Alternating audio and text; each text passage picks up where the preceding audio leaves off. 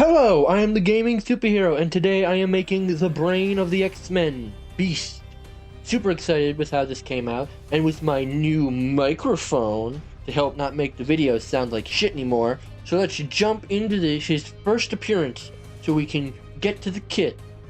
Dr. Henry Philip McCoy first appeared in either the Uncanny X-Men or just the X-Men.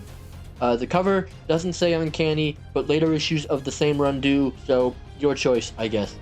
We open with the current X-Men roster being summoned by Professor Charlie. Cyclops runs in while Angel flies, and the Beast swings in through the window because doors are for people without doctorates, I guess. And Iceman is... I don't think I want to know. Also, I want to emphasize that the is part of the Beast's name.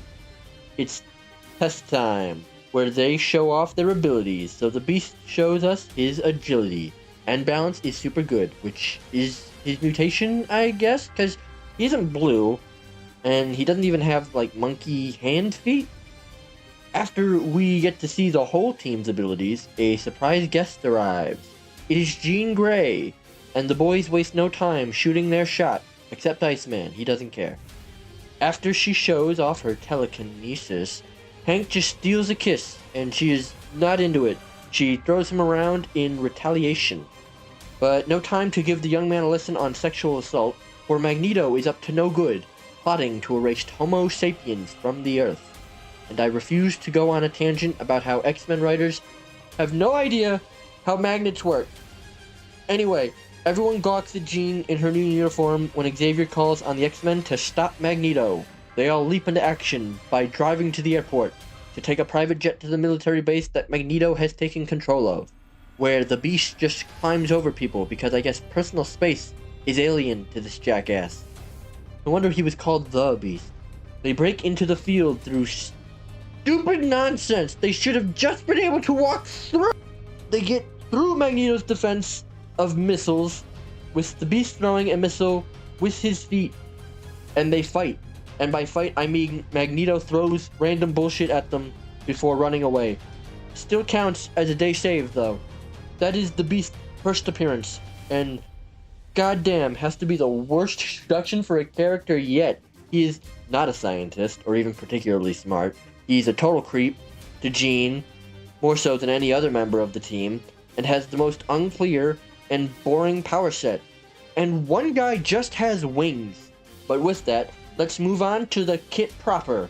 I have made him a support.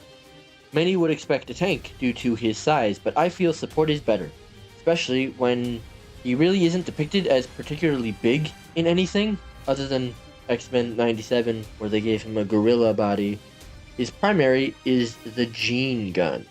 That's right, I gave him a gun because he does occasionally use one, and I have done so many melee characters in such a short amount of time. Nearly 2 months, and only one ranged primary with Gambit. His gun works exactly like Juno's from Overwatch. It is a burst machine gun that heals or damages based on who it hits. I also gave him a really cool movement ability called Bouncing Beast, a long-distance leap that can combo between walls up to a maximum of 2 times, helping him move really fast and evasive. It only combos if he lands on a wall, where he will stick for a second or two to allow you to aim for the next jump, but if you don't, he will drop down to the ground, canceling the ability. Very tricky to get a hang of, especially depending on its implementation on less than smooth, flat walls. But I also gave him a melee ability for those who think he should have been a melee-only character.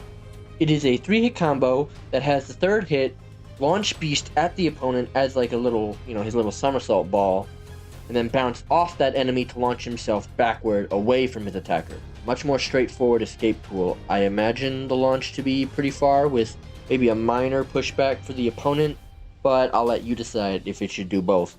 What is certain, though, is that Beast can shoot while flying back to get a stick-looking combo.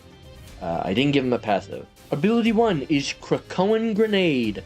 Throw a grenade that leaves an area of effect that heals allies and majorly slows enemies and prevents them from jumping. They can still use movement abilities, but no jumping.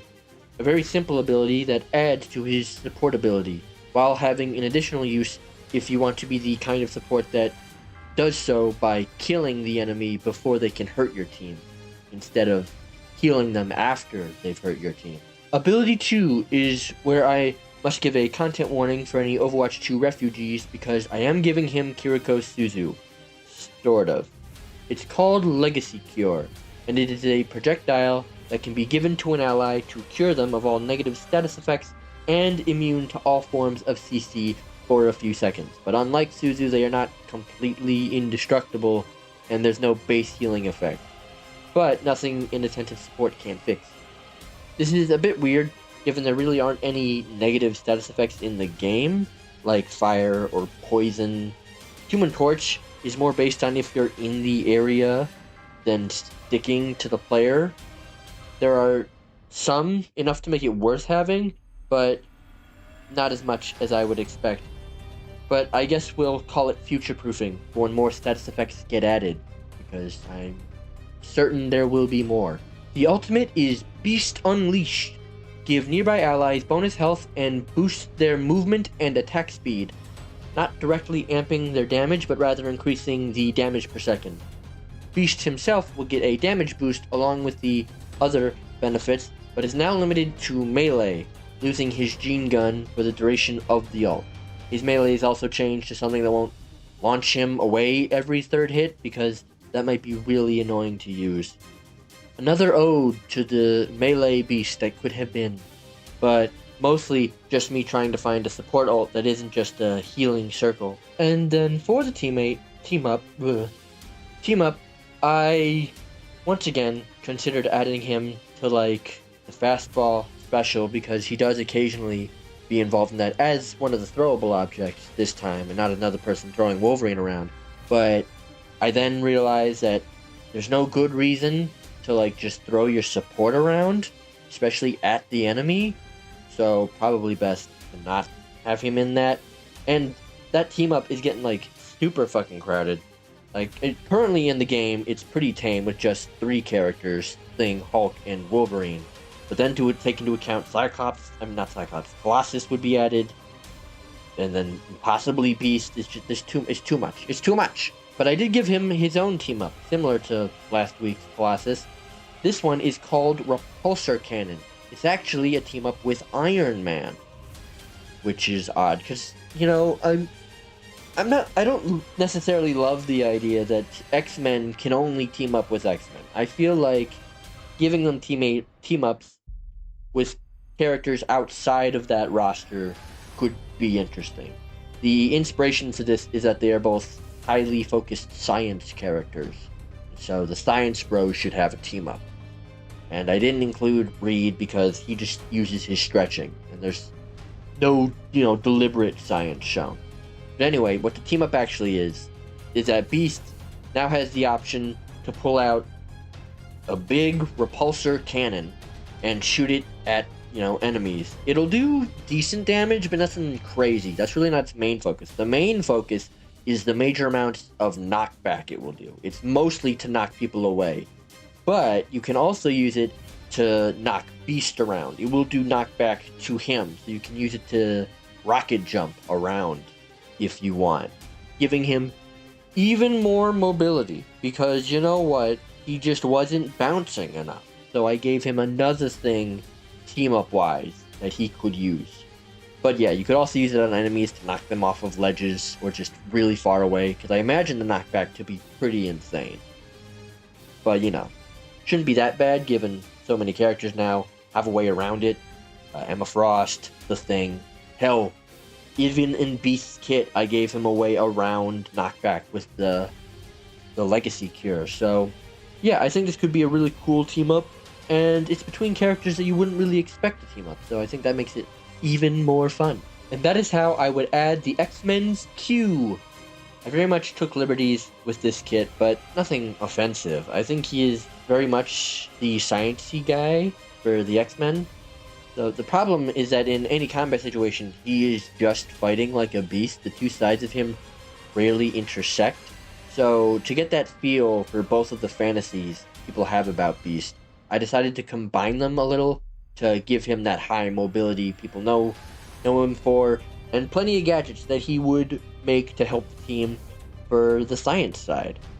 Plus, his ult is pretty much what someone would want from him in the duelist category, could ask for.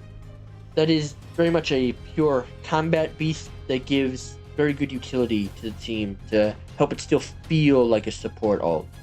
Probably my favorite X-Men kit I've made so far, but I'll let you be the judge, assuming you've seen all my past ones, which is just 3, not counting this one. No, 4, because I forgot Rogue.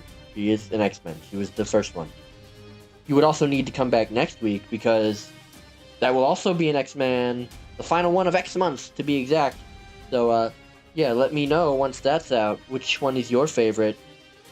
Although, I do quite like the Colossus one, so it's a tough race between the two of them. I think there's just more going on with Beast, all the mobility, and, like, different tools I gave him. It's like Colossus, I don't know, I keep screwing them up. Colossus is very straightforward, very simple, but I don't think that's necessarily bad. I think it's still fun and engaging, and as I said in that video, I do like grapplers, so you know what, it's a tough race between these two for which of them is my favorite, but I think right now I'm gonna say Beast because this is his video. Also, tell me who you want to see me make a kit for in the future. Doesn't need to be an X-Man, but it can. 100 subscribers and I make a Discord. We are really close. Only like 20 more people need to subscribe, and we can chat about Marvel Rivals and hypothetical kits together.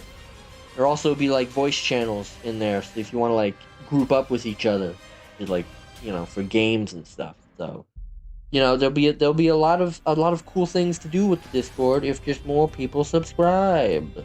But you're welcome for adding your favorite X-Men, you fucking nerd.